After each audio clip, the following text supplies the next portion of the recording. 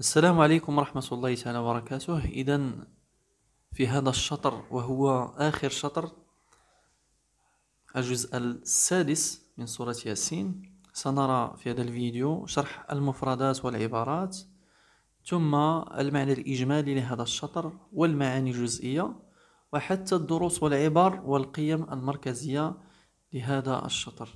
إذن نترككم مع آخر شطر من سورة ياسين ونعود لنتمم هذه الحصة. وما علمناه الشعر وما ينبغي له إن هو إلا ذكر وقرآن مبين لتنذر من كان حيا ويحق القول على الكافرين.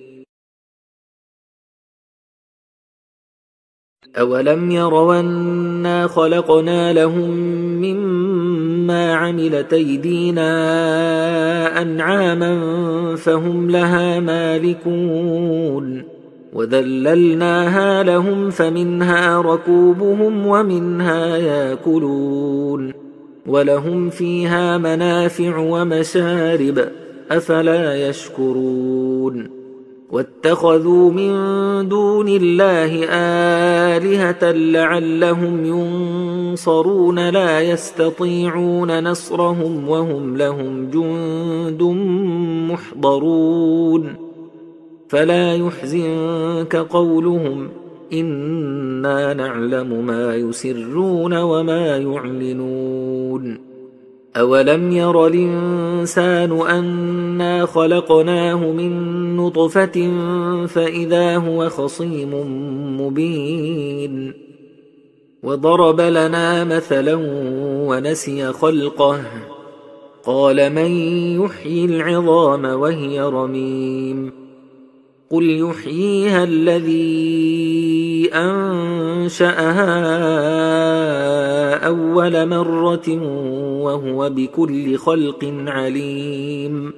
الذي جعل لكم من الشجر الأخضر نارا فإذا أنتم منه توقدون. أوليس الذي خلق السماوات والأرض بقادر على أن يخلق مثلهم بلى وهو الخلاق العليم. إنما أمره إذا أراد شيئا أن يقول له كن فيكون. فسبحان الذي بيده ملكوت كل شيء وإليه ترجعون. إذن بالنسبة إلى المفردات والعبارات، أول عبارة عندنا وذللناها لهم، أي جعلها الله مسخرة للناس منقادة لهم لينتفعوا بها، وهم لهم جند محضرون، أي أنهم هؤلاء المشركون كالجند والخدم لأصنامهم. فلا يحزنك قولهم، أي لا تحزن يا محمد صلى الله عليه وسلم من تكذيبهم لك واتهامهم بأنك شاعر أو ساحر، فإذا هو خصيم مبين، فإذا بهذا الإنسان شديد الخصومة والجدال. وضرب لنا مثلا، أي جاء بمثل يؤكد استبعاد البعث بعد الموت. رميم أي بالية متفتتة، يعني كتفرست. المعنى الإجمالي لهذا الشطر الأخير من سورة ياسين، تناولت هذه الآيات قضية الألوهية والوحدانية من خلال ما يشاهده الناس، ومن خلال النعم التي أنعم الله بها عليهم، وهم مع ذلك لا يشكرون، بل يعبدون آلهة لا تملك نفعا ولا نصرا. ثم تختم بالحديث عن البعث والنشور. المعنى الجزئي لكل مجموعة من الآيات، فالمقطع الأول مثلا ما بين الآية 68 و 70 تتحدث هذه الآيات عن الوحي، وهي ترد على المشركين الذين اتهموا الرسول صلى الله عليه وسلم بأنه شاعر وبأن القرآن شعر، مع علمهم بأن هذا الأمر ليس كذلك. المقطع الثاني ما بين الآية 71 و 77 تعرض هذه الآيات قضية الألوهية والوحدانية من خلال ما يشاهده الناس، ومن خلال النعم العظيمة التي أنعم الله بها عليهم، وهم مع ذلك لا يشكرونه، بل يعبدون آلهة لا تملك نفعا ولا نصرا، وتخفف عن الرسول صلى الله عليه وسلم ما يلاقيه من إيذاء القوم وتكذيبهم.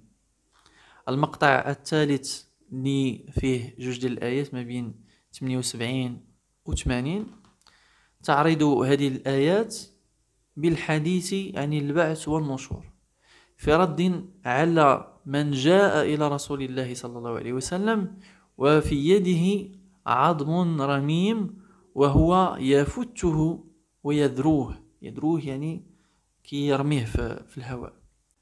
وهذه الآيات عامة ترد على كل من أنكر البعث ولا كل من ينكره إلى يوم القيامة. إذن الدروس المستفادة والعبر في هذا الشطر: بلاغة القرآن الكريم وقوة تأثيره على القلوب وإقناعه للعقول بالأدلة الواضحة، لأنه مصدر الشريعة والهداية، ينتفع به من كان حي القلب مستنير العقل، ومن يكفر به يحق عليه العذاب. إذن لا يعلم أحد شيئا إلا ما يعلمه الله، والله لم يعلم رسوله صلى الله عليه وسلم الشعر، فلا يمكن أن يكون شاعرا. ثم الله يعلم الجهر والخفي، يعني الجهر داكشي اللي باين، والخفي يعني داكشي اللي ما بينش لينا.